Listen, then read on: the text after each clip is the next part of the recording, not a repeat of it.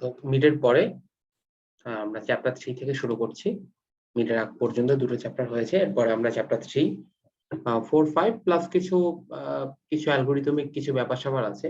Encryption algorithm, বেশ কিছু encryption algorithm আছে। ডিজিটাল সিগনেচার সহ আরো কিছু বিষয় আশায় আছে, সেগুলো আমরা ধীরে ধীরে পড়বো।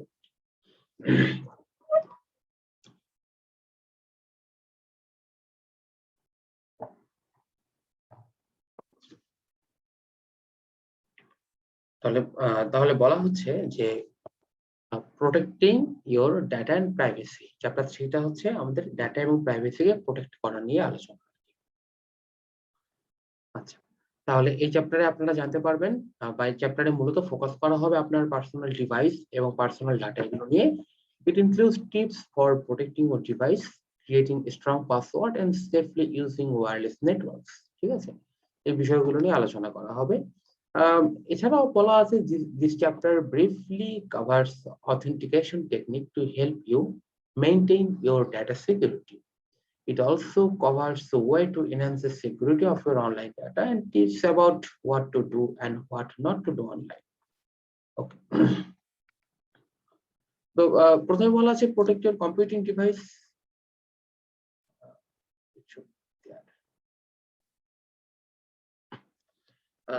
Your computing device store data and are the portal to your online life.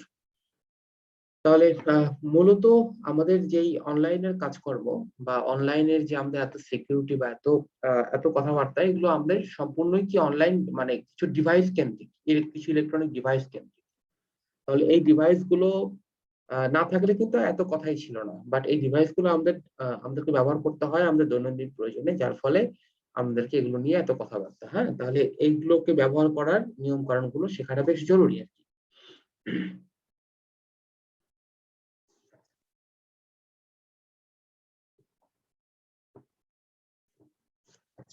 তাহলে প্রথমে এখানে বলা হচ্ছে যে keep the firewall one on.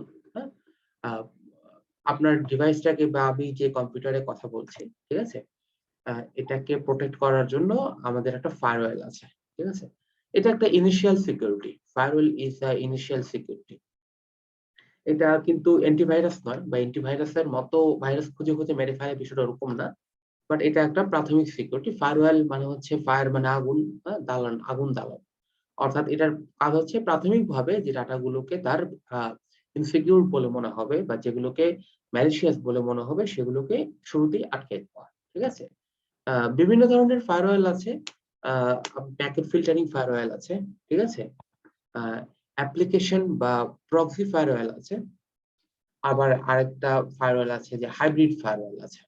ওকে, তাহলে খুব ছোট করে যদি আলোচনা করি যে এই ফায়ারওয়াল গুলো কি, যেমন প্রথমে যদি বলি যে প্যাকেট ফিল্টারিং ফায়ারওয়াল। তো প্যাকেট ফিল্টারিং ফায়ারওয়াল হচ্ছে আহ, আহ, ধরা যাক এটা আপনার কম্পিউটিং ডিভাইস এবং এটা হচ্ছে ফায়ারওয়াল। ঠিক আছে, তাহলে একটা বড় ডাটা আমরা যখন পাঠাই, ধরেন যে 400 মেগাবাইটের একটা ডাটা, ঠিক আছে, 400 মেগাবাইট। তো এটা যখন আসে আসলে, মানে নেটওয়ার্ক যখন আমাদের কাছে আসে, এটা কিন্তু 400 মেগাবাইট একসাথে আসে না, বরং ছোট ছোট কিছু ডাটা প্যাকেটে বিভক্ত হয়ে আসে। ঠিক আছে, ছোট ছোট কিছু প্যাকেটে ভাগ হয়ে আসে।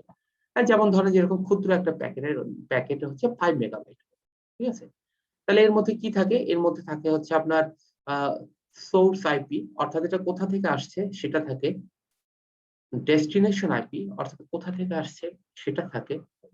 তো এবং মাঝখানে থাকে হচ্ছে আপনার ডাটা, মানে আপনি যেটা পাঠাতে চান তার একটা অংশ, ক্ষুদ্রাংশ। ধরেন যে আপনি একটা নাম পাঠালেন, তার একটা অংশ একটা ছোট প্যাকেটে আসলো। এই যে অংশটা আসে বা যে ডাটাটা আসে, এটাকে পেলোড বলা হয়। পেলোড বা যে ক্ষুদ্রাংশটা আসে, হ্যাঁ, এটাকে পেলোড। এখানে হাতে একটু মুশকিল, তারপরেও পেলোড। তো এই পেলোডটা যখন এখানে আসলো, তখন for example you are talking about the packet filtering firewall. এটার উদ্দেশ্য কি? এটার উদ্দেশ্য হচ্ছে যে প্রথমে এটা চেক করবে যে এটা কি এই কম্পিউটারের জন্যই কিনা। হ্যাঁ, মানে সোর্স আইপি এবং ডেস্টিনেশন আইপিটাকে ম্যাচ করাবে, যে এই ডাটা প্যাকেটটাই কম্পিউটারের জন্যই কিনা। সে যদি প্রথমেই দেখে যে সোর্স এবং ডেস্টিনেশন আইপির মিসম্যাচ, তাহলে সে ওটা ওখানে আটকাই দেবে, হ্যাঁ, আসতে দেবে না। এটা হচ্ছে প্যাকেট ফিল্টারিং ফায়ারওয়াল, ঠিক আছে। বাট এই ফায়ারওয়ালটাকে খুব সহজেই কি করা যায়, খুব সহজেই এক্সপ্লয়েট করা যায়, বা হ্যাকাররা চাইলে এটাকে এক্সপ্লয়েট করতে পারে। How? Packet filtering firewall source এবং ডেস্টিনেশন আইপি চেক করে, বাট এই পেলোড পোর্শনটাকে চেক করে না, ঠিক আছে। এর ভেতরে কি ডাটা আছে এটাকে সে চেক করে না। ফলে যিনি হ্যাকার, এটা তার জন্য খুবই চমৎকার একটা ব্যাপার যে সে পেলোড পোর্শনের মধ্যে ম্যালিশিয়াস কোড বা ম্যালিশিয়াস কিছু একটা ইনসার্ট করে দিল, যেটাকে আসলে ফায়ারওয়েল প্রোটেক্ট করতে পারবে না, ঠিক আছে।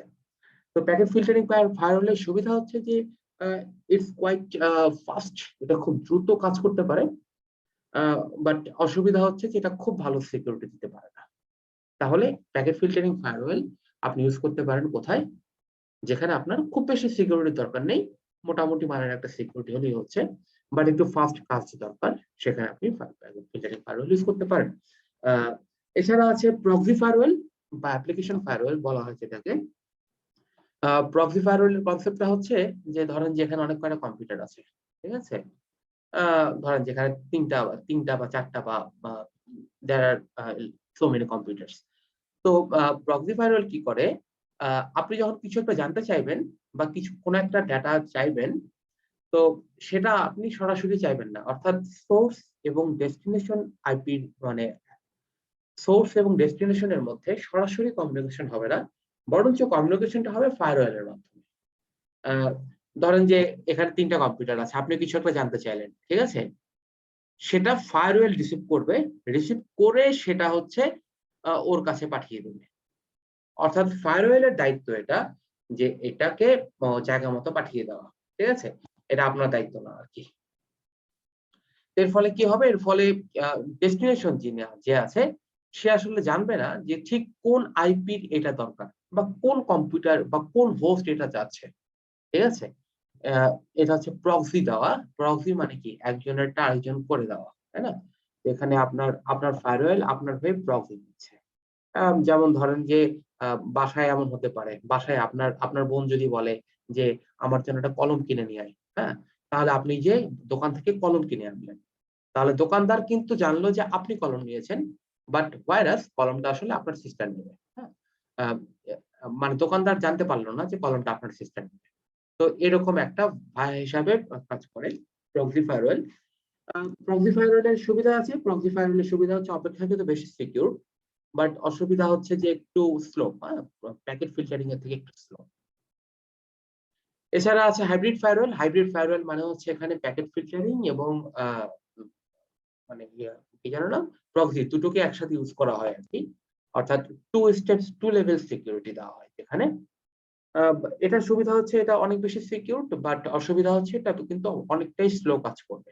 সাধারণত হাই রিস্ক সিস্টেম, ধরেন যে কোনো একটা হসপিটালের ডাটাবেস বা এই ধরনের কোন হাই রিস্ক সিস্টেমে আসলে এরকম এই জাতের হাইব্রিড ফায়ারওয়াল গুলো ইউজ করা হয়ে থাকে। তো always keep your firewall on. আপনার কম্পিউটার ফায়ারওয়ালকে অন রাখতে হবে। এটা যদি আপনি অফ করে দেন তাহলে কি হবে, অফ করে দিলে আপনার যে প্রাথমিক সিকিউরিটিটা আছে, প্রাথমিক যে ম্যালিশিয়াস ডাটা, সেটাকেও কিন্তু ফায়ারওয়াল মানে আপনার কম্পিউটারে সরাসরি ঢুকে যাচ্ছে, ঠিক আছে। এই হচ্ছে ব্যাপারটা। মানে আপনার এখানে একজন দারোয়ান আছে, দারোয়ানটা একটু অসুস্থ, বাট তাকে রাখতে হবে ওখানে, হ্যাঁ। সে হয়তো বড় চোর না ধরতে পারলেও ছোটখাটো চোর আটকায় দিবে, বাট তাকে যদি আপনি সরাই নেন তাহলে বড় ছোট সব চোরই আপনার বাসায় ঢুকতে পারবে, অনেকটা এরকম। আচ্ছা, then this is not the absolute security. এটাই দিয়েই যে আপনার কম্পিউটার সব সিকিউর হয়ে যাবে তা না। হয় না বলেই আমরা এখন অ্যান্টিভাইরাস ইউজ করি, বা এত বাজেট অ্যান্টিভাইরাসের জয় জয়কার, হ্যাঁ। আহ, এখন আমরা আমাদের উইন্ডোজে ডিফেন্ডার আছে বা অন্যান্য আরো অনেক জনপ্রিয় জনপ্রিয় অ্যান্টিভাইরাস আছে। ক্যাসপারস্কি বলেন, নর্টন বলেন। আহ, তো এগুলোর বাজারে খুব ভালো চাহিদা আছে। বাট ব্যাপারটা হচ্ছে যে who makes the antivirus, antivirus কারা তৈরি করে? যারা আসলে ভাইরাস তৈরি করে। হুম। কারণ ভাইরাস তৈরি না করলে অ্যান্টিভাইরাস মানুষ কিনবে না, দ্যাটস এ ফ্যাক্ট। তো আপনাকে একটা ভালো মানের অ্যান্টিভাইরাস ইউজ করতে হবে। সেটা Microsoft security essential, Microsoft defender, Windows 10 এ যেটা আছে, বা আপনি যদি কোনো পেইড ভার্সন ইউজ করেন নর্টন বা কাসপারস্কি, হোয়াটএভার, মানে একটা ভালো একটা অ্যান্টিভাইরাস আপনাকে ইউজ করতে হবে। অ্যান্টিভাইরাস সেই সব ম্যালওয়্যার গুলোকে ধরতে এবং মারতে সাহায্য করে যেগুলোকে আসলে ফায়ারওয়্যার আটকাতে পারে না। যেমন ট্রোজান হর্স বা ওরমের মতো ডেঞ্জারাস যে ম্যালওয়্যার গুলো আছে, এগুলো নিয়ে আমরা অতীতে আলোচনা করেছি। আপনারা সোফার জানেন যে ওর্ম কি, ট্রোজান হর্স কি। এগুলো যে এই ধরনের বেশ বিপজ্জনক ম্যালওয়্যার গুলো যেগুলোকে ফায়ারওয়াল আটকাতে পারে না, সেগুলোকে আটকানোর জন্য কিন্তু আমাদের খুব ভালো মানের একটা অ্যান্টিভাইরাস দরকার। এখানে এগুলো লেখা আছে, ইউ হ্যাভ এ লুক, সহজে লাগার কথা।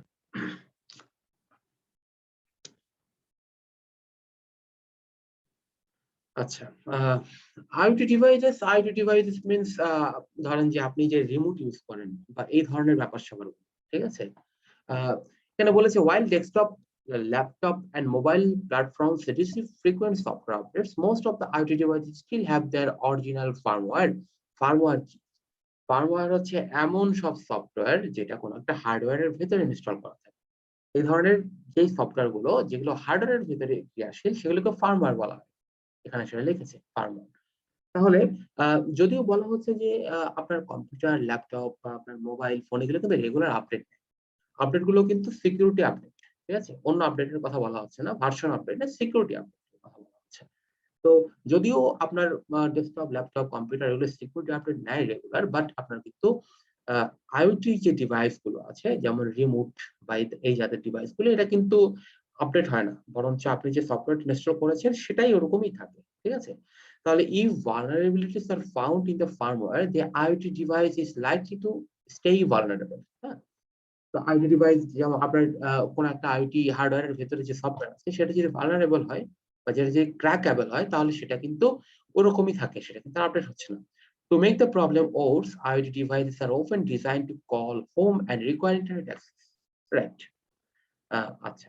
To reach the internet, most IoT device manufacturers rely on the customer's local network.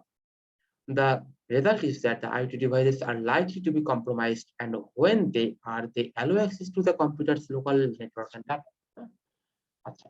তার মানে ব্যাপারটা হচ্ছে আপনার IoT ডিভাইসটা আপনি যখন চালান, এটা যদি আপনার লোকাল নেটওয়ার্ক বা লোকাল LAN বা লোকাল ওয়াইফাই এগুলোর সাথে কানেক্টেড থাকে, তাহলে আপনার এই IoT ডিভাইসকে ক্র্যাক করে আপনার লোকাল এরিয়াতেও তারা ডাটা বা হ্যাকার ডাটা অ্যাক্সেস করার একটা অপরচুনিটি পেতে পারে। ঠিক আছে? তো আ তো the best way to protect yourself from the scenario is to have the IoT device using isolated network, ঠিক আছে? Sharing it only with other IoT devices. মানে ব্যাপারটা হচ্ছে যে it is always better to avoid the public network বা public Wi-Fi, হ্যাঁ? আ আপনারা অনেক সময় অফিসে যান, অফিসে যাওয়ায় ওয়াইফাই পান। ঠিক আছে? আ আ বি কেয়ারফুল যে এটা আসলে মানে সবার জন্য কিনা বা এটা আসলে সবাই ব্যবহার করতে পারে কিনা। এটা পাসওয়ার্ড প্রটেক্টেড কিনা। উম আ এই ব্যাপারগুলো একটু কেয়ারফুল থাকতে হবে। যদি আরো ভয়ংকর ব্যাপার হচ্ছে যেমন এই যে আমি যখন এই উত্তরার খালপাড়ে যাই আ ভার্সিটিতে যাওয়ার জন্য। তো ওইখানে গেলে আমার মোবাইল ফোনেতে এখন অটো পাসওয়ার্ড কানেক্ট দেওয়া আছে। অ্যাডভান্স অপশন আছে। তো ওইখানে যেয়ে একটু দাঁড়ালেই রিক্সা খোঁজার জন্য যদি দাঁড়াই, তাহলেই আমার ফোনটা ওয়াইফাই এর সাথে কানেক্ট হয়ে যায়। ঠিক আছে? আ ওখানে একটা আ পাবলিক ওয়াইফাই আছে। হুম? আ ওখানে যেয়ে ওটাতে যে কেউ লগইন করতে পারে। তো এটা খুব ডেঞ্জারাস ব্যাপার যে আমি জানি না, আমি হঠাৎ করে দেখি যে আমার ফোনে আ ইন্টারনেট কানেকশন পেয়েছে, মেসেঞ্জারে মেসেজ আসা শুরু করেছে। ঠিক আছে? তো ওইখানে আমি যদি কোন সেনসিটিভ ডেটা দেই, আ ফর এক্সাম্পল কোন পাসওয়ার্ড বা কোন সেনসিটিভ ইনফরমেশন যেটা আমার দেওয়া উচিত না, তাহলে it is likely to be hacked. তো it is always better to use your personal network বা এমন একটা নেটওয়ার্ক যেটাতে শুধুমাত্র একটা নির্দিষ্ট গোষ্ঠীর অল্প সংখ্যক মানুষ ব্যবহার করছে। তাহলে এই ধরনের হ্যাকিং এর শিকার হওয়ার সম্ভাবনাটা কমে যায়। আচ্ছা। তো ইউজ ওয়্যারলেস নেটওয়ার্ক সেফটি এগুলো নিয়ে আমি আলোচনা করলাম অলরেডি আপনাদের সাথে। ব্যাপারটা হচ্ছে যে ওয়াইফাই এর একটা আইডি থাকে যেটাকে এসএসআইডি বলা হয়। আপনার ওয়াইফাই রাউটার আরকি। আচ্ছা। তো এই রাউটারটাকে কম্প্রোমাইজ করা যায় বা এই রাউটারের যে আইডি এটাকে হ্যাকাররা পেতে পারে। এসএসআইডি টাকে পেতে পারে। হ্যাঁ? আ To prevent intruders from entering your home wireless network, the preset SSID and default password for the browser-based administrative interface should be changed. রাউটারের যে প্রিসেট আইডি বা প্রিসেট পাসওয়ার্ড এগুলো আপনাকে আসলে চেঞ্জ করতে হবে। এগুলো আপনি যখন ইন্টারনেট সংযোগ নেন তখনই আপনার বাসায় লোকে সেগুলো করে দেওয়ার কথা। যেমন আমি শুরুতে এগুলো চেঞ্জ করে আমার ব্যক্তিগত পাসওয়ার্ড দিয়ে দিয়েছি। আচ্ছা, hackers will be aware of this kind of default access information. Optionally, the wireless router can also be configured not to broadcast the SSID, which adds an additional barrier to discover the network. অর্থাৎ রাউটারের যে ID এটাকে hide করে রাখা যায়, যেটা আপনাকে protection দিতে পারে। However, this should not be considered adequate security for wireless network. এটাই পর্যাপ্ত সিকিউরিটি না। Furthermore, you should encrypt wireless communication by enabling wireless security and WPA2 encryption feature. Encryption, নানা ধরনের এনক্রিপশন ফিচার আছে, আমরা পরবর্তী ক্লাসগুলোতে পড়বো বলে সেগুলো আশা করি। তখন আপনারা দেখতে পারবেন যে এনক্রিপশন, কত ধরনের এনক্রিপশন বাজারে আছে, সেগুলো নিয়ে মোটামুটি ভাবে আলোচনা করব। কিছু প্রাচীন এনক্রিপশন আছে, আজ থেকে হাজার হাজার বছর আগে প্রাচীন গ্রিসে, প্রাচীন রোমে সেগুলো ব্যবহার করা হতো, যেমন সিজার সাইফার, ঠিক আছে। এই ধরনের যে এনক্রিপশন গুলো, সেগুলো থেকে শুরু করে আমরা অ্যাডভান্স যেমন TTTS এই জাতের যে এনক্রিপশন গুলো আছে সেগুলোর স্ট্রাকচার নিয়েও শিখবো, but it needs some more time. আচ্ছা, তো এখানে একটা ইতিহাস দেওয়া আছে। 2017 সালে একবার একটা হ্যাকিং এর ঘটনা ঘটেছিল। তো you better look at it, একটু দেখবেন আর কি।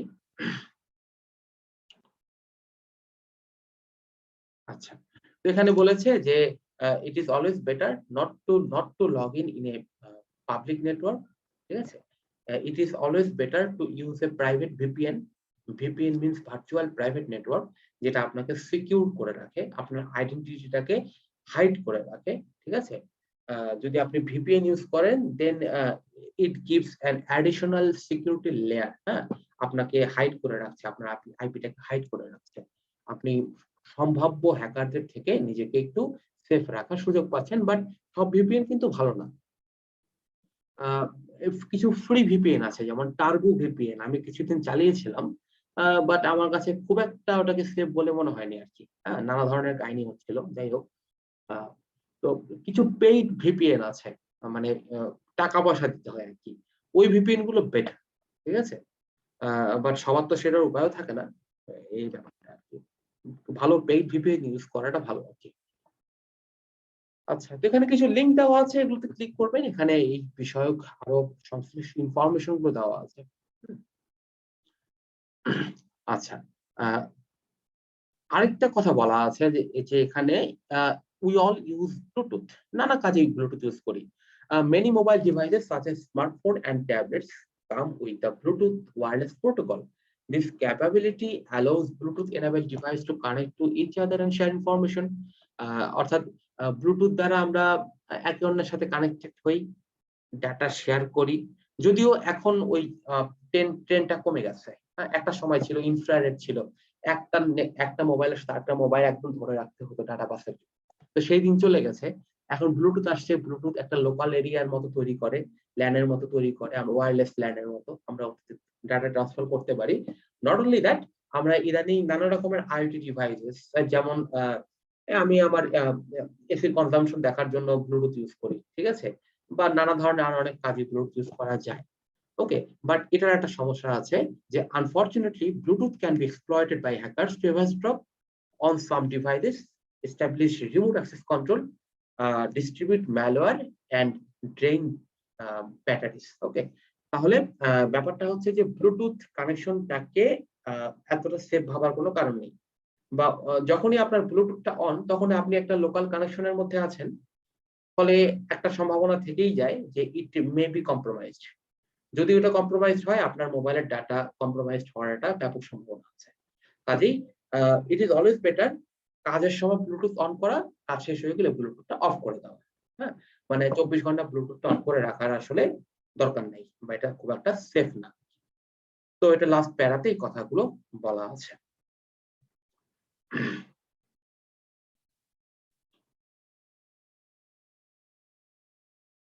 ওকে, ইউনিক পাসওয়ার্ড দেওয়ার ব্যাপারটা আমরা সবাই জানি অলরেডি, বিকজ আমরা মোটামুটি সিএসসি স্টুডেন্ট, তো সবাই তো মোটামুটি কম্পিউটার নিয়ে খুব ঘাটাঘাটি হয় আর কি। ভালো পাসওয়ার্ড দেওয়ার মূল্য কতখানি সেটা আমাকে হয়তো নিশ্চয়ই বলে বোঝাতে হবে না। আপনি যদি ভালো পাসওয়ার্ড না দিতে পারেন, এটা কিন্তু আখেরে আপনাকে খুব ভালোভাবে তার দাম দিতে হবে। হ্যাঁ? তো ভালো পাসওয়ার্ড বলতে কি বোঝায়? ভালো পাসওয়ার্ড বলতে বোঝায় হচ্ছে পাসওয়ার্ডের ক্যারেক্টার বা লেংথ অ্যাটলিস্ট 8 থেকে 14 লেংথের যেন হয় আর কি। ঠিক আছে? তার থেকে 14 থেকে যেন বেশি না হয় বা 8 থেকে যেন কম না হয়। তাহলে এটা খুব একটা ভালো পাসওয়ার্ড হবে না আরকি। তো কিছু এক্সাম্পল দেওয়া আছে। যেমন এখানে দেখেন এই ছবিতে কিছু এক্সাম্পল দেওয়া আছে। আ what may be what may be considered as a good password.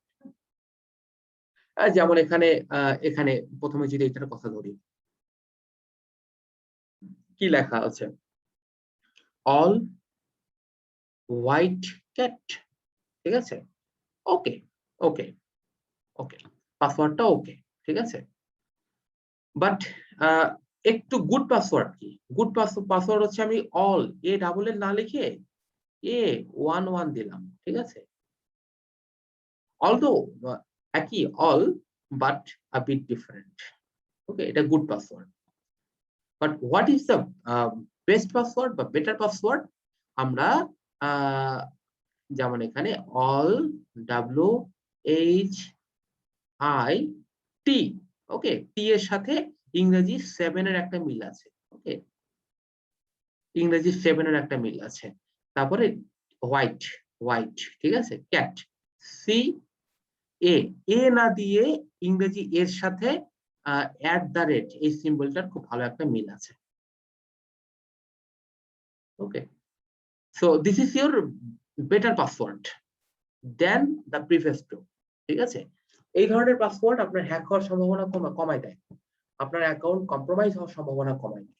ঠিক আছে? বা খুব সহজেই গেস করা আ কমিয়ে যায়। যেমন ব্রুট ফোর্স অ্যাটাক এ যেটা হয় আরকি। সম্ভাব্য ১,০০০, ২,০০০, ১০,০০০ পাসওয়ার্ড নিয়ে আপনার অ্যাকাউন্টে লগইন করার চেষ্টা করা হয়। Brute force attack. তো যদি এই ধরনের পাসওয়ার্ড দেন আপনার সম্ভাবনা কমে যায়। Still it is not secured. Brute force attack এ এগুলো সহজেই ব্রেক করে ফেলা যায়। হুম? আ এর থেকে বাঁচার উপায় আছে। এর থেকে বাঁচার উপায় হচ্ছে যে যদিও পরে আলোচনা আছে যে সোশ্যাল মিডিয়া, Facebook, Twitter এগুলোতে খুব বেশি ব্যক্তিগত জিনিসপত্রগুলো শেয়ার না করা। হুম? আ আ যেমন ধরেন যে আপনি একটা বিড়াল পোষেন। সেই বিড়ালটা আপনার খুব প্রিয়। বিড়ালটা দেখতে খুব সুন্দর। বিড়ালটার নাম হচ্ছে মিউ। ঠিক আছে? তো আপনি সারাদিন Facebook এ বিড়ালটার ছবি দেন, বিড়ালটাকে খাওয়াচ্ছেন, বিড়ালটাকে পালতেছেন, এগুলোর ছবি-টবি দেন। আ আপনার অ্যাকাউন্ট যদি আমি হ্যাক করতে যাই, তাহলে আমি কিন্তু ১ম এ ওখানেই টার্গেট করব। যে আপনার অ্যাকাউন্টের পাসওয়ার্ড খুব সম্ভবত ওই বিড়াল বা ওই মিউ বা ক্যাট তার আশেপাশে কিছু একটা হওয়ার একটা ব্যাপক সম্ভাবনা আছে। হুম? তো এই ধরনের ইনফরমেশন গুলো সোশ্যাল মিডিয়াতে দেওয়া বন্ধ করতে হবে আরকি। ইনফেক্ট সোশ্যাল মিডিয়া থেকে যতটা পারা যায় ইনভলভমেন্ট কমায় আনা বেটার। আচ্ছা। তো আপনি যখন পাসওয়ার্ড দিবেন, অবশ্যই এই ধরনের স্ট্রং পাসওয়ার্ড দিবেন। অর্থাৎ মানে আপনি সিম্বল ইউস করবেন। সিম্বল মানে হচ্ছে এই যে পার্সেন্টেজ, ঠিক আছে? ব্যাকস্ল্যাশ, তারপর হচ্ছে এট দ্য রেট, এই ধরনের হ্যাশ, নানা ধরনের সিম্বল আছে। আপনার পাসওয়ার্ডে এগুলো থাকাটা বেটার। আচ্ছা। ক্যাপিটাল এবং স্মল লেটারের মানে মিলন থাকতে হবে। ঠিক আছে? মানে ক্যাপিটাল লেটার হয়তো কিছু A থেকে Z এবং আর কিছু বড় হাতের A থেকে Z। এই দুটোর সংমিশ্রণ থাকতে হবে আপনার পাসওয়ার্ডে। আচ্ছা। পাসওয়ার্ডে নিউমেরিক ভ্যালু থাকতে হবে। অর্থাৎ 0 থেকে 9 নিউমেরিক ভ্যালু থাকতে হবে। কোন না কোন নিউমেরিক ভ্যালু। তাহলে এগুলোর সবগুলোর সংযোগে যদি আপনি একটা পাসওয়ার্ড তৈরি করেন, যেমন ধরেন যেগুলো সংযোগে আমি পাসওয়ার্ড তৈরি করলাম। কি লিখলাম?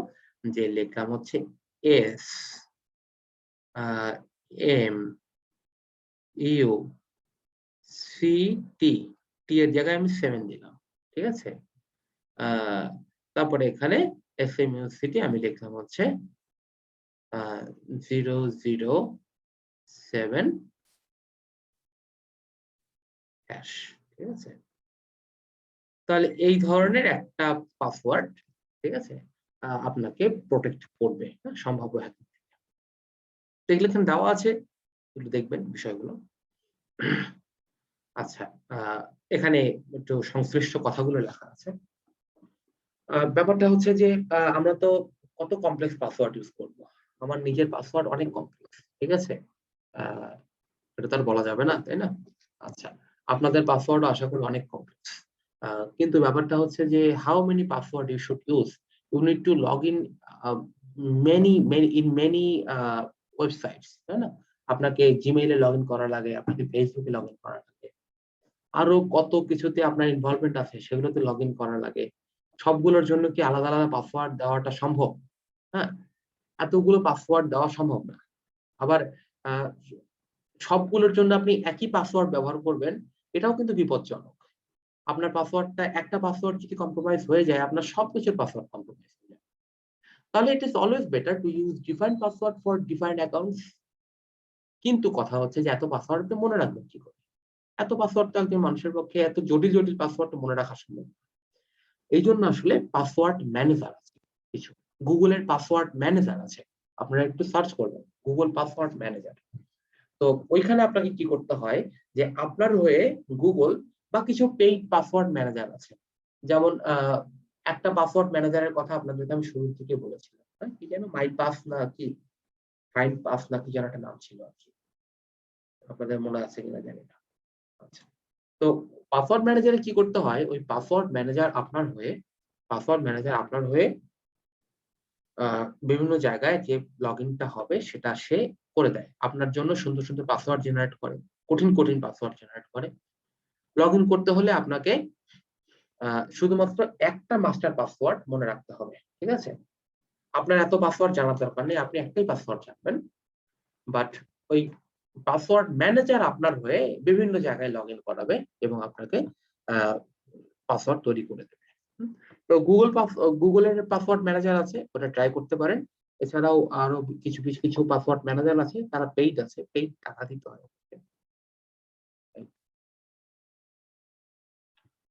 ওকে, tips. Uh there are several tips. আ এগুলো ব্যবহার করে আপনি সুন্দর, সুন্দর পাসওয়ার্ড বানাতে পারেন। এগুলো নিয়ে আমি অলরেডি আলোচনা করেছি। Do not use dictionary word.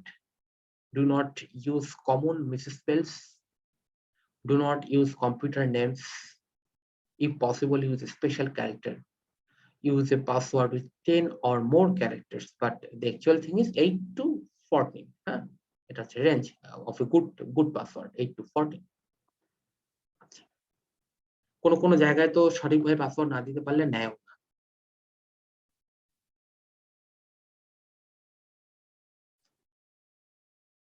ওকে। তাহলে এখন যেটা আলোচনা করব সেটা হচ্ছে পাসফেস। পাসফেস। তো ফেস কি? ফেস হচ্ছে আ কোন একটা শব্দ সমষ্টি, তাই না? যেমন আমরা ফেস ইংরেজিতে পড়েছি যে ইট ইস রেইনিং ক্যাটস অ্যান্ড ডগস। তাহলে ক্যাটস অ্যান্ড ডগস হচ্ছে একটা ফেস এর মতো আরকি।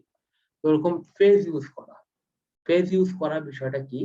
আ যেমন এখানে লেখা আছে যে এখানে কি লেখা আছে এটা ভালো করে পড়েন।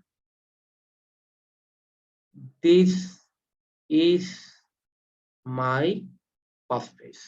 ঠিক আছে? এটাকে পাসফেস বলা হয়। এই যে পুরো বিষয়টা। This is my পাসফেস। পুরো বিষয়টা, হ্যাঁ? এটা একটা পাসফেস। বাট এটা কিভাবে না লিখে this is my পাসফেস এটা খুব প্লেইন হয়ে যায়। এটা হ্যাকারদের জন্য খুব সহজ। হ্যাঁ? তাহলে একটু ভালোভাবে লেখা যায়। যেমন এই যে ২য় টা দেখেন যে এখানে বড় হাতের, ছোট হাতের, ক্যাপিটাল, স্মল লেটার মিলায় লিখেছে। যেমন a cat that loves dogs, a cat that loves dogs। এখানে এটা বড় হাতের, বাকি বেটার। এটা অপেক্ষাকৃত ওটার থেকে ভালো। But we need something more. আমাদের আরেকটু বেটার কিছু দরকার। সেটা হচ্ছে দেখেন a cat that আমরা এর বদলে এ না লিখে আমরা কি করছি? আমরা হচ্ছে যে @ লিখছি। ইট ইস কাইন্ড অফ এ, হ্যাঁ? That love E. সো ই এর জায়গায় আমরা কি করছি? ইংরেজি বড় হাতের ই বা এরকম উল্টা ই 3 অ্যাকচুয়ালি, হ্যাঁ? তারপরে ও এর জায়গায় আমরা কি ইউজ করতে পারি? ও এর জায়গায় আমরা 0 ইউজ করতে পারি। আমরা ও এর জায়গায় 0 ইউজ করতে পারি। তো এই বিষয়গুলো আসলে একটু মাথায় রাখতে হবে এই আরকি। তো পাসওয়ার্ড এবং পাস ফ্রেজের মধ্যে আলোচনা হচ্ছে এখানে। পার্থক্য আমি জানতে চাইতে পারি পরীক্ষায় যে write down the differences between password and pass phrase আর কি। তাহলে এখানে বলা আছে যে একটা গুড পাস ফ্রেজ তৈরি করার প্রক্রিয়া। Choose a meaningful statement to you. কোন একটা মিনিংফুল স্টেটমেন্ট, যেমন এর আগে দেখালাম, special character such as special character দেবেন, the longer the better, avoid common or famous statement.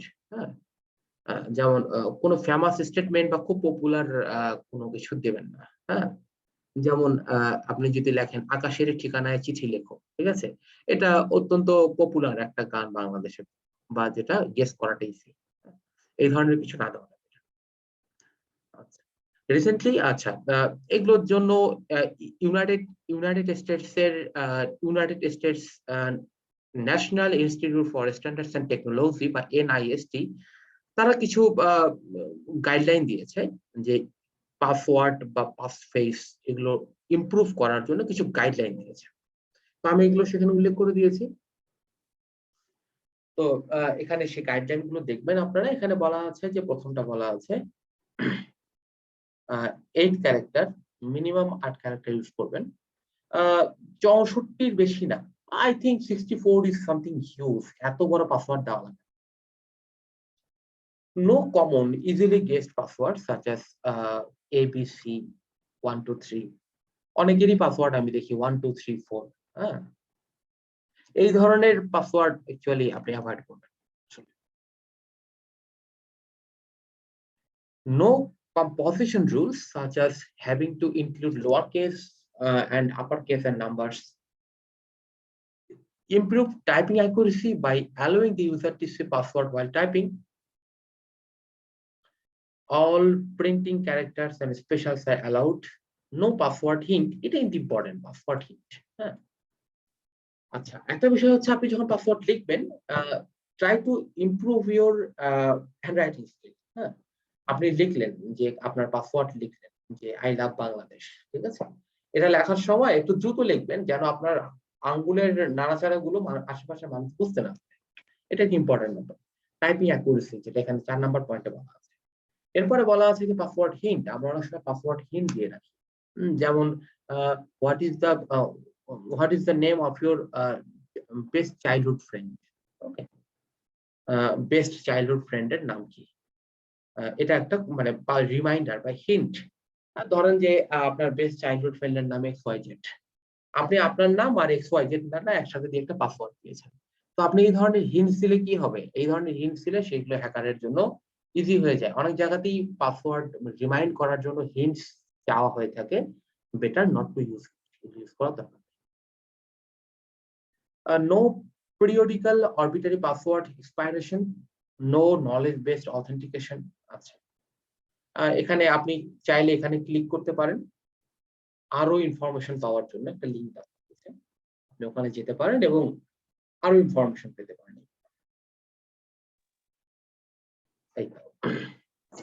Sir, পাসওয়ার্ডের ক্ষেত্রে না, যেমন হচ্ছে জিমেইলের ভেরিফিকেশনের ক্ষেত্রে অনেক সময় কিছু কোয়েশ্চেন থাকে। আপনি যে কোয়েশ্চেনটা বলেছেন হিন্টের, এরকম কোয়েশ্চেনও থাকে। তো ওখানেও কি সেম রিয়েল ইনফরমেশন দেওয়া উচিত নাকি অন্য কিছু দেওয়া উচিত? জিমেইলের ভেরিফিকেশন বলতে মানে ঠিক কি বোঝাচ্ছেন? মানে ভেরিফিকেশন না, মানে কিছু কোয়েশ্চেন থাকে যে যদি কখনো পরে এন্ট্রি করার ভুলে যাই তখন এই টাইপের কোয়েশ্চেন গুলা আসে। ওগুলো আগে সিকিউরিটি যদি কোশ্চেন না, বা সিকিউরিটি পাসওয়ার্ড কোয়েশ্চেন। হিন্ট। হ্যাঁ পাসওয়ার্ড হ্যাঁ হিন্ট, পাসওয়ার্ড হিন্ট না দেওয়াটাই ভালো। এতে মানে গুগলের বা জিমেইলের সিকিউরিটি ইজ ভেরি হাই, খুবই স্ট্যান্ডার্ড সিকিউরিটি। অর্থাৎ ওইখান থেকে বা ওই এন্ড থেকে আপনার কোনো ক্ষতি হবে না, বাট আপনার আশেপাশের পরিচিত জনদের দ্বারা আপনি ক্ষতিগ্রস্ত হলেও হতে পারেন যদি আপনি এই হিন্টস গুলো দেন। ঠিক আছে, আচ্ছা।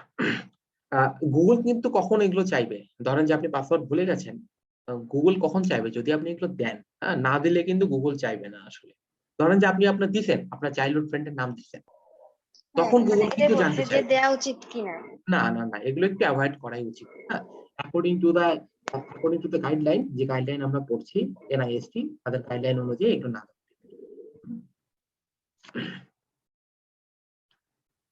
আচ্ছা, ডাটা এনক্রিপশন। ডাটা এনক্রিপশন মানে কি? এনক্রিপ্ট মানে হচ্ছে জিনিসটাকে দুর্বোধ্য করে তোলা, ঠিক আছে? যেমন আপনাদেরকে বোধহয় মিডিয়া একটা কোশ্চেন দিয়েছিলাম যে দুইটা এন্ডে সেন্ডার রিসিভার, হ্যাঁ, তাদের মধ্যে সংযোগ হচ্ছে, ঠিক আছে, বা তারা মেসেজ পাঠাচ্ছে, যেমন একটা এরকম ছিল বিষয়টা।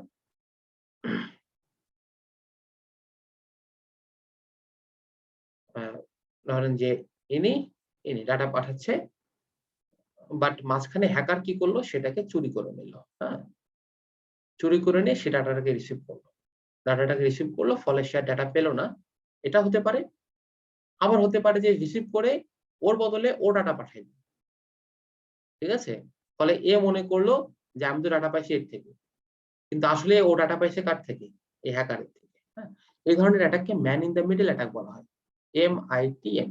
এটা আপনাদেরকে মিডল লিখতে দিয়েছিলাম, man in the middle attack, MITM। জি স্যার। আচ্ছা, তো এইটা থেকে উদ্ধার পাওয়ার জন্য কি করতে হবে, এই ধরনের একটা প্রশ্ন আমি করেছিলাম। এটা থেকে বাঁচার জন্য কি করতে হবে?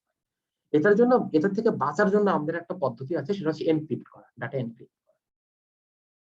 এনক্রিপ্ট মানে হচ্ছে কোন একটা দুর্বোধ্য ভাষায় কনভার্ট করা। যেমন ধরেন যে আপনার অরিজিনাল টেক্সটটা হচ্ছে হ্যালো, সেটাকে আপনি কিছু কঠিন ভাষায় কনভার্ট করলেন, কিসে? হ্যাশ এম এস, হ্যাঁ, কোথায় হ্যালো আর কোথায় আপনার এইটা, হ্যাঁ, এটাকে আপনার এনক্রিপশন বলা হয়, ঠিক আছে? অর্থাৎ শুধুমাত্র আপনি যাকে ডাটা পাঠাচ্ছেন এবং যে ডাটাটা যার রিসিভ করা উচিত, সেই শুধুমাত্র এটাকে দেখতে পারবে। একটা পাশ থেকে এনক্রিপ্ট করা হবে, আরেক পাশ থেকে ওটাকে ডিক্রিপ্ট করা হবে। তার জন্য দুটো কি আছে, প্রাইভেট কি, পাবলিক কি। আমি এগুলো নিয়ে পরবর্তী ক্লাসগুলোতে আলোচনা করব। এটা করার ফলে কি হয়? এটা করার ফলে হয় হচ্ছে যে যে হ্যাকার মাঝপথে যিনি আর কি ডাটাগুলো চুরি করতে চান, তিনি যদি ডাটাগুলো চুরি করতে পারেনও, তবুও কি পাবে? সে পাবে হচ্ছে হ্যালো, কিন্তু পাবে না। সে পাবে হচ্ছে এই যে দুর্বোধ্য টেক্সটটা পাবে। এটা পেয়ে ওর কি হবে? ও কি বুঝবে এটা? ঠিক আছে? সুতরাং এমনকি ডাটা যদি চুরি হয়ও, তবুও আপনার ইনফরমেশন বেহাত হওয়ার সম্ভাবনাটা অনেকটাই কম। হ্যাঁ? তো মিডে এইটা আমি জানতে চেয়েছিলাম। কয়জন লিখতে পারছেন জানি না, খাতা লিখতে পারেনি এখনো। আচ্ছা। তো আপনি চাইলে আপনার কম্পিউটারের ডাটাগুলোকে এনক্রিপ্ট করে রাখতে পারেন। হ্যাঁ? যেমন আমি আমার কম্পিউটারে কিছু ডাটাকে এনক্রিপ্ট করে রেখেছি, আপনাকে শেয়ার করি। এই যেমন দেখেন যে এই যে চ্যাপ্টার 3, হ্যাঁ? চ্যাপ্টার 3 এর উপরে একটা তালা দেখা যাচ্ছে কিন্তু, ঠিক আছে? তালা দেখা যাচ্ছে। তালা দেখাটা মানে হচ্ছে আমার এই ফোল্ডারটা এনক্রিপ্টেড। অর্থাৎ শুধুমাত্র যদি আমি আমার অ্যাকাউন্ট থেকে লগইন করি, তাহলে আমি এটাকে অ্যাক্সেস করতে পারব। ওকে? আমি এখানে কি আছে দেখতে পারবো। বাট যদি আমি কোনো গেস্ট অ্যাকাউন্ট থেকে লগইন করি, তাহলে এটা কিন্তু এনক্রিপ্টেড। আমি এখানে ঢুকতে পারবো, বাট মানে হিজিবিজি ডাটা পাবো আরকি। হ্যাঁ? মানে কি লেখা আছে কিছুই বুঝবো না। তা আপনি এটা চাইলে আপনার কম্পিউটারেও আপনি এই এনক্রিপশন গুলো দিয়ে রাখতে পারেন। হ্যাঁ? কারণ হচ্ছে কখন কোন ডাটা বেহাত হয়ে যায় বলা যায় না। আপনি হয়তো ভাবতে পারেন, ধুর, আমার কম্পিউটারে কি আছে? আমার কম্পিউটার হয়তো একটু মুভি-টুভি আছে, আমার একটু ছবি-টবি আছে, এই আর তো কিছু নেই। হ্যাঁ? কিন্তু আপনি কি চান যে সেগুলো পাবলিক হোক? সেটা তো আপনি চান না।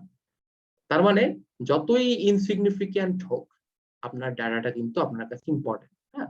আপনার একটা ছবিও কিন্তু আপনার কাছে গুরুত্বপূর্ণ। কারণ আজকাল কি থেকে কি হয় কিছুই বলা যায় না। আপনার ছবি নিয়ে মাথা কেটে-কুটে কার সাথে লাগায় দেবে উনি নেবেন না। কাজেই আপনার যে সেনসিটিভ ডাটা গুলো আপনার কম্পিউটারে আছে, you better do this protection. Okay? আপনাদেরকে মিডিয়ে যে এই প্রশ্নটা দিয়েছিলাম।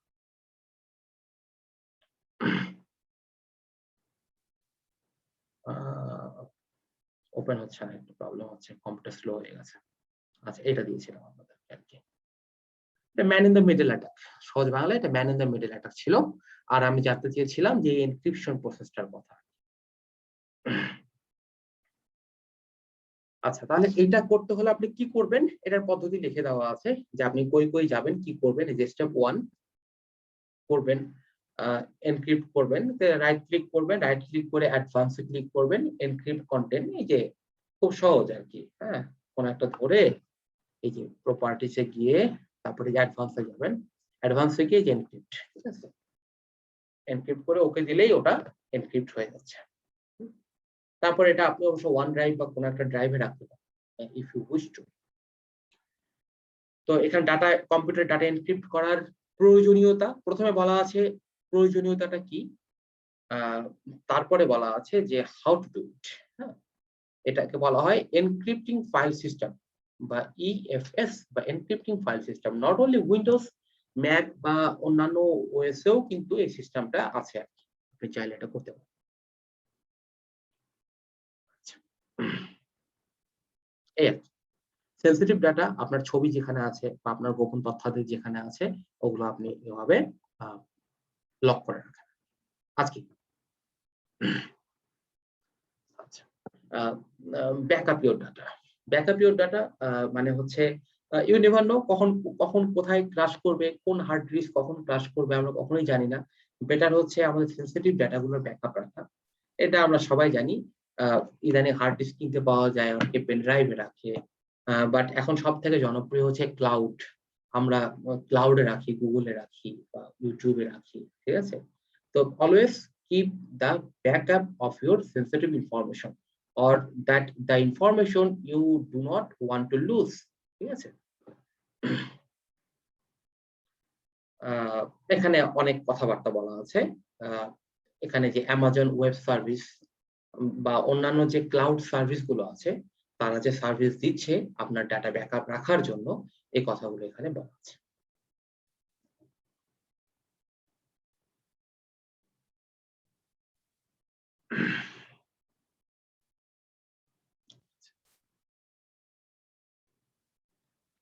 ওকে, deleting the data permanently.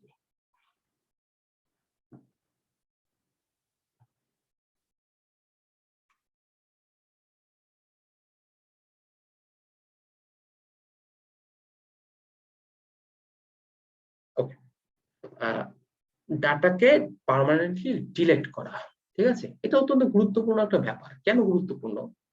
আহ, ধরেন যে আপনি একটা খুব মূল্যবান কোন একটা ফাইল কোন একটা কম্পিউটারে ডাউনলোড করছেন, আপনি চান সেটা আর কেউ না দেখুক, আপনাকে ওটা ইমিডিয়েটলি ডিলিট করতে হবে, কেউ দেখে ফেললে আপনার ক্ষতি হয়ে যাবে। সেক্ষেত্রে আমরা কি করি? আমরা ওটাকে পার্মানেন্টলি ডিলিট করার চেষ্টা করি। কিভাবে পার্মানেন্টলি ডিলিট করার চেষ্টা করি? শিফট চেপে ডিলিট, তাই তো? হয়ে গেল, এটা পার্মানেন্ট ডিলিট হয়ে গেল। আপনার মনে হয় যে এত সহজ পার্মানেন্টলি ডিলিট করা? আসলে এটা হয় না, ঠিক আছে? এমনিতেই যদি আপনি ডিলিট চাপেন, শিফট না চেপে যদি ডিলিট চাপেন, ওটা রিসাইকেল বিনে গিয়ে 30 দিন পরে থাকে। ওকে, আপনি যদি শিফট চেপে ডিলিট চাপেন তাহলে ওটা রিসাইকেল বিনেও থাকবেন। ওকে, বাট তবুও ওটা থাকবে। কোথায় থাকবে? আপনার যে ম্যাগনেটিক ডিস্ক, হ্যাঁ, অর্থাৎ যে মেমোরি সেল যেটা ম্যাগনেটিক ডিস্ক, ওইখানে সেটার ছাপ থেকে যায়। অ্যাকচুয়ালি ছাপ মানে কি? 0101 ডাটা মানে কি? Bit, 0101 bit. অলদো আপনি ওটাকে পার্মানেন্টলি ডিলিট করলেন, ম্যাগনেটিক ডিস্কে ওটা ছাপ থেকে যায়, 0101 থেকে যায়, ঠিক আছে? ফলে যদিও আপনি মনে করছেন যে ওটা পার্মানেন্টলি ডিলিট হয়ে গেছে, আমার দায় নাই, আমি বেঁচে গেছি, বাট নট দ্য ট্রু। কিছু সফটওয়্যার আছে, কিছু খুব শক্তিশালী সফটওয়্যার আছে যার মাধ্যমে ওই মুছে যাওয়া বিট গুলোকে আবার ফিরিয়ে আনা যায়, রিইনস্টল করা যায়, ঠিক আছে? যার ফলে পার্মানেন্টলি ডিলিট করা অনেক ডাটাও রিকভারি করা সম্ভব, ঠিক আছে? কিছু সফটওয়্যার আছে, আপনারা বোধহয় রিকভারি সফটওয়্যার ইউজ করেন অনেকে, বা অতীতের কোনো মুভি টুভি বা হঠাৎ করে কিছু ডিলিট হয়ে গেলে আপনারা হয়তো রিকভারি সফটওয়্যার ইউজ করেছেন।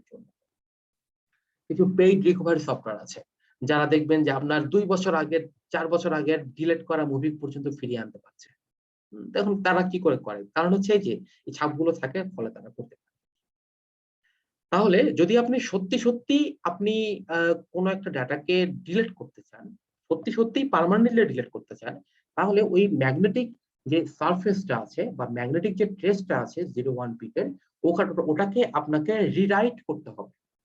অর্থাৎ ওখানে যদি 0101 থেকে থাকে, আপনাকে ওটাকে রিরাইট করে 1100 লিখতে হবে, ওখানে অন্য কিছু বসায় দিতে হবে, so that it can never be found by using any kind of software, ঠিক আছে? এটা হচ্ছে ডাটা পার্মানেন্টলি ডিলিট করার একটা পদ্ধতি। তো এখানে সেটা সম্পর্কে আলোচনা করা আছে। মাইক্রোসফটের জন্য কিছু পদ্ধতি আছে, যেমন যে এস ডিলেটের কথা বলা আছে, আপনারা একটু দেখবেন, ঠিক আছে। ম্যাক ওএস এর জন্য বা অন্যান্য ওএস এর জন্য এই সেবাটা আছে।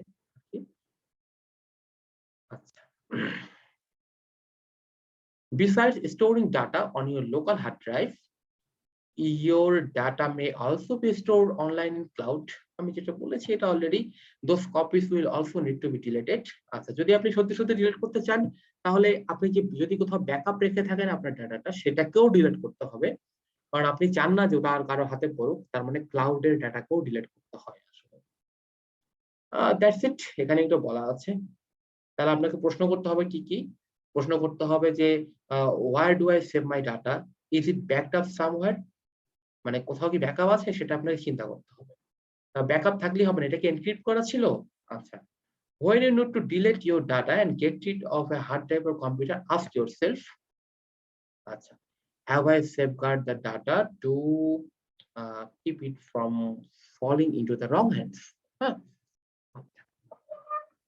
এমন কোন জায়গায় ডাটা রাখা ঠিক না যেটা এমন কোন হাতে পড়ুক যেটা আপনি না চান।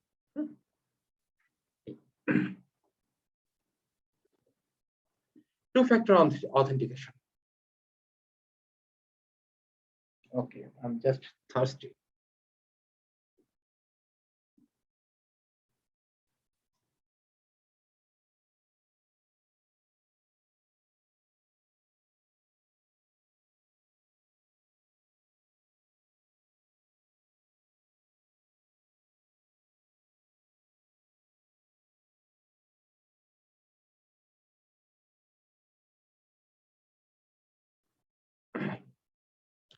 Two-factor authentication. Two-factor authentication হচ্ছে, আপনারা জানেন, সবাই এখন ইউজ করেন, যে কোথাও লগ ইন করতে চাইলে যদি কোনো অপরিচিত ব্রাউজারে আপনি লগ ইন করেন, আপনার মোবাইলে তার একটা কোড আসে, এই কোডটা দেওয়ার পরে আপনার লগ ইন হয়। হ্যাঁ, এটা হচ্ছে টু ফ্যাক্টর। এটা সবাই জানে, এগুলো নিয়ে বেশি কথা বলবো না। আচ্ছা, OAuth 2, এটা নিয়ে একটু কথা বলা যায়। OAuth 2, হ্যাঁ, এটার মানে হচ্ছে ওপেন অথেন্টিকেশন। Open authentication.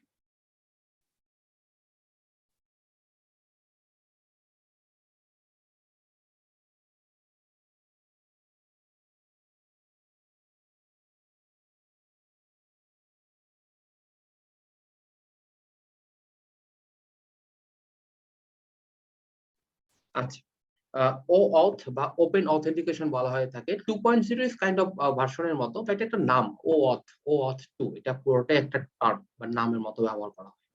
ঠিক আছে, এটা এটা আপনারা প্রায় ব্যবহার করেছেন বিভিন্ন জায়গায় বা বিভিন্ন ওয়েবসাইটে সেবা পেতে গেলে। অনেক সময় তারা লগ ইন করতে বলে, বাট আমরা হচ্ছে সেখানে যদি অ্যাকাউন্ট না থাকে, তবুও আমরা গুগল বা ফেসবুকের অ্যাকাউন্ট ব্যবহার করে সেগুলো থেকে বেচাকেনা করতে পারি বা সেখানে লগ ইন করতে পারি। ঠিক আছে, এই ধরনের অথেন্টিকেশন গুলোকে OAuth 2 বা ওপেন অথেন্টিকেশন বলা হয়। যেমন এখানে একটা এক্সাম্পল দিয়েছে, যে ধরেন যে এটা আপনি আপনি হচ্ছে এই ওয়েবসাইট অ্যাপ XYZ, এখান থেকে কিছু একটা কিনবেন বা কেনাকাটা করবেন, লগ ইন করবেন। হ্যাঁ? তো যদিও আপনি এখান থেকে কিছু একটা কিনতে যাচ্ছেন, আপনার পছন্দ হয়েছে বিষয়টা, বাট আপনি এই ওয়েবসাইটটাকে ট্রাস্ট করতে পারছেন।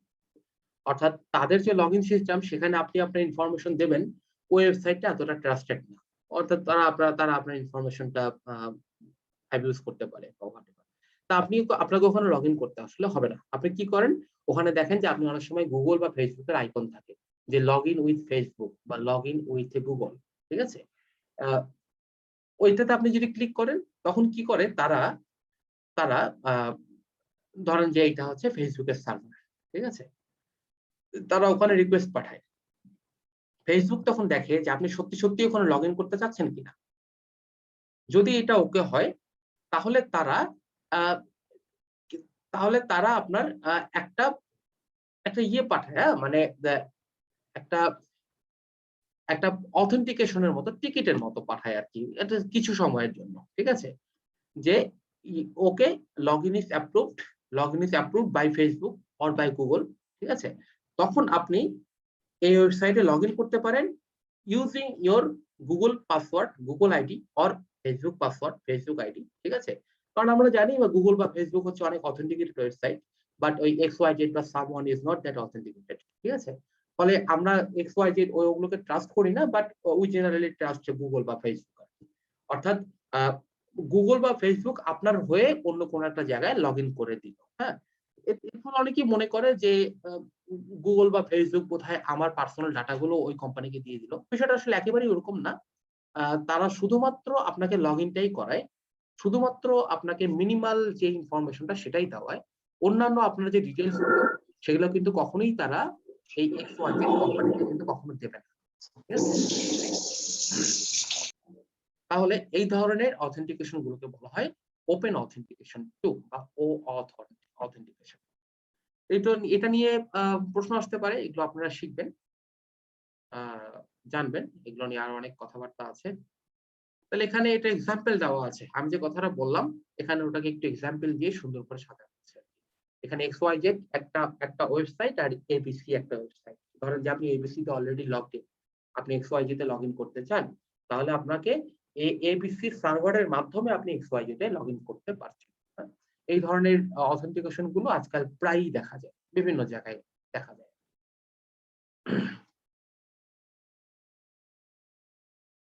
ওকে। তারপর বলা হয়েছে যে do not share too much on social media. এটার কথা আমি অতীতে বলেছি। সোশ্যাল মিডিয়াতে অপ্রয়োজনীয় প্রয়োজনের বাইরে অতিরিক্ত কিছু শেয়ার না করা। আ যত বেশি আপনি ইনফরমেশন শেয়ার করবেন, আপনার গোপনীয় তথ্যাদি তত বেশি বেয়াত হওয়ার সম্ভাবনা আছে। কাজে নিজেকে হ্যাকিং থেকে বাঁচাতে চাইলে বা সাইবার ক্রাইম থেকে বাঁচাতে চাইলে সোশ্যাল মিডিয়াতে ঘন, ঘন পোস্ট দেওয়া, সব মুহূর্তের ছবি-টবি শেয়ার করা এগুলো বন্ধ করে দিতে হবে। আচ্ছা। এখানে আরো অনেক কথাবার্তা আছে। হ্যাঁ? আ কিছু security questions, so what's your mother's middle name, এ ধরনের সিকিউরিটি কোয়েশ্চেন আছে। In which city you born, এই ধরনের অনেকে কি করে যে এই সিকিউরিটি কোয়েশ্চেন গুলোর যে অ্যান্সার মানে রিয়েল যেটা অ্যান্সার সেটার ভুল অ্যান্সার দিয়ে দেয় নিজেকে বাঁচানো। যেমন ধরেন যে আপনার সিকিউরিটি কোয়েশ্চেন দিয়েছে যে what is your home town, হ্যাঁ? আপনার হোম টাউন হচ্ছে কুমিল্লা, সাপোজ। আপনি কি করলেন? আপনি দিয়ে রাখলেন হচ্ছে ঢাকা। হুম? আ তো ফলে আপনার সম্পর্কে যে জানে সে আপনাকে হ্যাক করতে চাইলেও কিন্তু করতে পারবে না। Because you have given the wrong answer. অনেকে এই টেকনিকটা ইউস করে। যেটাই যেখানে একটু বলা আছে, থার্ড পয়েন্টে বলা আছে। আ এই তো এখানে এগুলো আলোচনা করা আছে।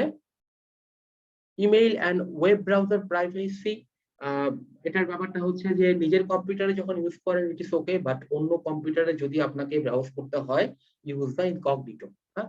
বা ইউজ দ্যা প্রাইভেট ব্রাউজিং। আপনারা বোধহয় ইনকগনিটো বা প্রাইভেট ব্রাউজিং সম্পর্কে জানেন।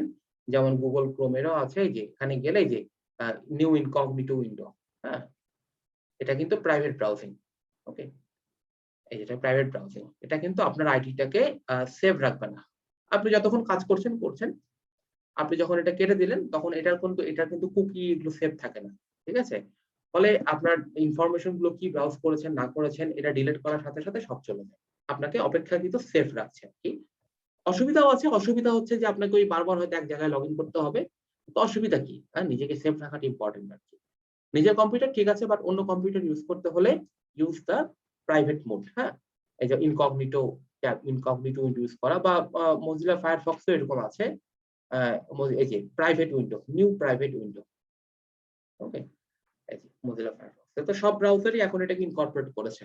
কাজা কি? তারা কুকি নেই, সেভ করে রাখে না। কাজ করলেন, ডিলিট করলেন, চলে গেল সব আরকি। অপেক্ষাকৃত সেফ।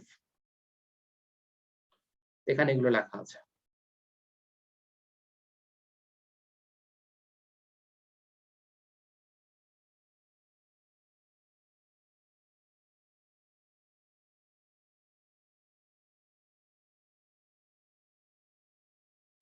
আচ্ছা। আ তাহলে এখানে আ বলা আছে যে everyday millions of email messages are used to communicate with friends and conduct business. Email is a convenient way to communicate with each other quickly. When you send an email, it is similar to send a message. হ্যাঁ? এগুলোর কথা এখানে বলা আছে আরকি। তো দেখেন এখানে কি বলা আছে? এখানে বলা আছে যে ইউজ দ্য প্রাইভেট উইন্ডো, যেমন ধরেন যে ইন্টারনেট এক্সপ্লোরারের জন্য ইন প্রাইভেট, গুগল ক্রোমের জন্য ইনকগনিটো, আমি একটু আগে আপনাদের দেখালাম, ফায়ারফক্সের জন্য প্রাইভেট উইন্ডো, সাফারি, অর্থাৎ মানে বর্তমানে যে আধুনিক যত রকম ব্রাউজার আছে সবার কাছে কিন্তু এই জিনিসটা আছে। হ্যাঁ, কাজে আপনি যদি কোনো বন্ধুর কম্পিউটারে লগ ইন করতে হয় বা কোনো একটা সাইবার ক্যাফেতে লগ ইন করতে হয়, ইউজ ইট, এটা বেটার। ওকে, তো এখানে আরো কিছু প্রাসঙ্গিক কথাবার্তা আছে, এগুলো একটু দেখে নেবেন। তো এই চ্যাপ্টারটা শেষ। হ্যাঁ, চ্যাপ্টার 3 শেষ। তো চ্যাপ্টার 3 সম্পর্কে আপনাদের কোনো প্রশ্ন আছে কিনা বা কিছু জানার আছে কিনা, কিছু বুঝতে অসুবিধা হয়েছে কিনা আমাকে বলবেন।